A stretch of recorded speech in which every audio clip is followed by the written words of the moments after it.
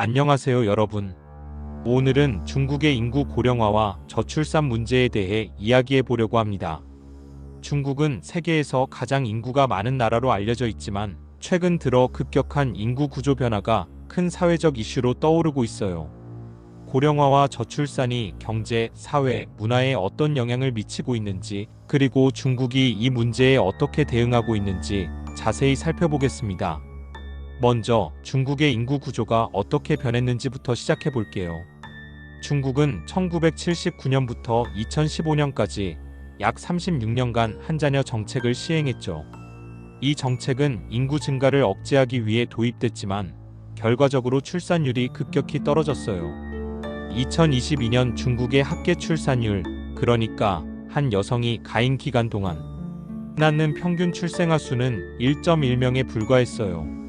이건 세계 최저 수준이고 인구 유지를 위해 필요한 2.1명에 한참 못 미치는 수치죠.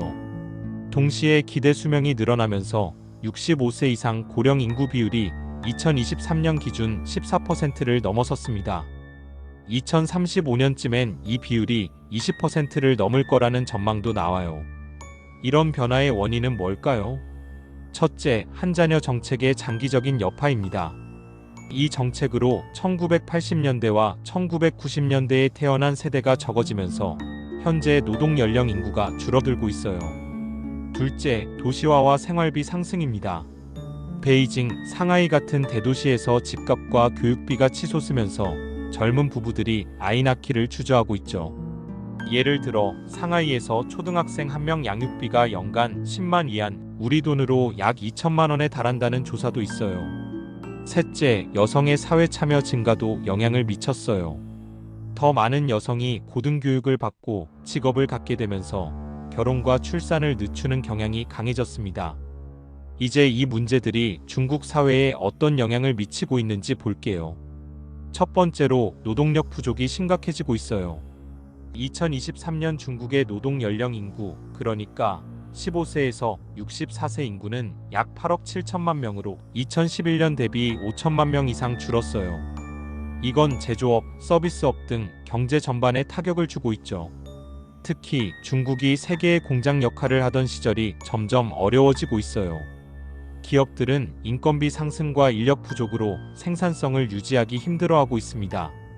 두 번째로 연금과 의료 시스템에 부담이 커지고 있어요.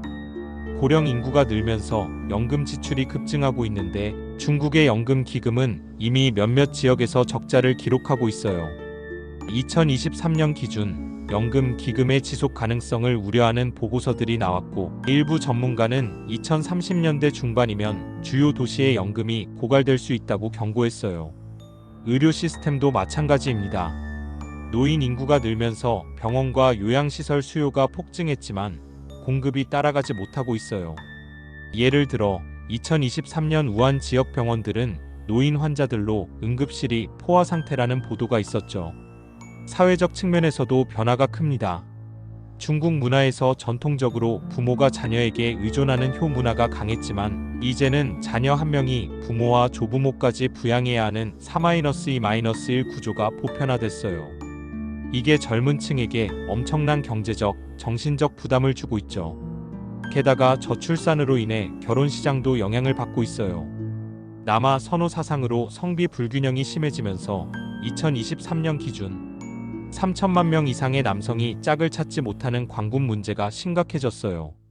이건 사회적 불안 요소로까지 이어지고 있습니다. 그렇다면 중국 정부는 이 문제를 어떻게 해결하려고 할까요? 2015년에 한자녀 정책을 폐지하고 두자녀 정책을 도입했지만 효과는 미미했어요. 2021년엔 세자녀 정책까지 발표하며 출산 장려책을 강화했죠. 예를 들어 출산 휴가를 늘리고 육아 보조금을 제공하거나 주택 구매 시 세자녀 가정에 혜택을 주는 정책들이 나왔어요. 하지만 젊은 층의 반응은 냉담합니다. 많은 이들이 돈과 시간이 없는데 어떻게 아이를 더 낳느냐고 말하죠. 2023년 한 설문조사에서 20대와 30대의 60% 이상이 아이를 낳을 계획이 없다고 답했어요. 고령화 대응으로는 정년 연장이 논의되고 있어요. 현재 중국의 정년은 남성 60세, 여성 55세인데 이를 65세로 단계적으로 올리는 방안이 추진 중입니다. 하지만 이건 노동자들의 반발을 사고 있어요. 특히 육체노동 종사자들은 늦은 퇴직이 현실적으로 어렵다고 호소하죠.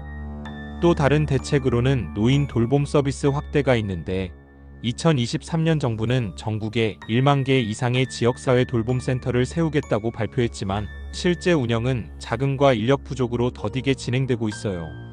앞으로의 전망은 어두운 편입니다.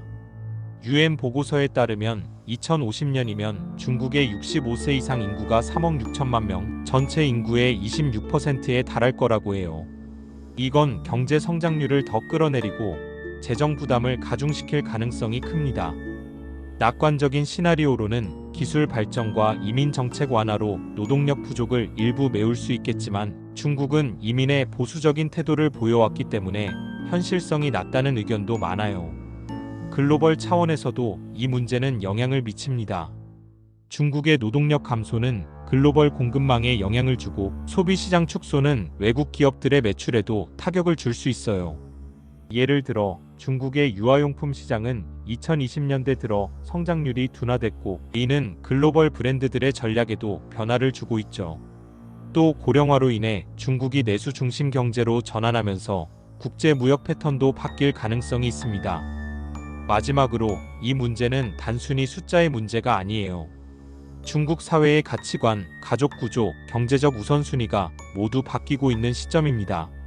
젊은 세대는 더 이상 전통적인 대가족 모델을 따르지 않고 개인의 삶과 경력을 우선시하고 있어요.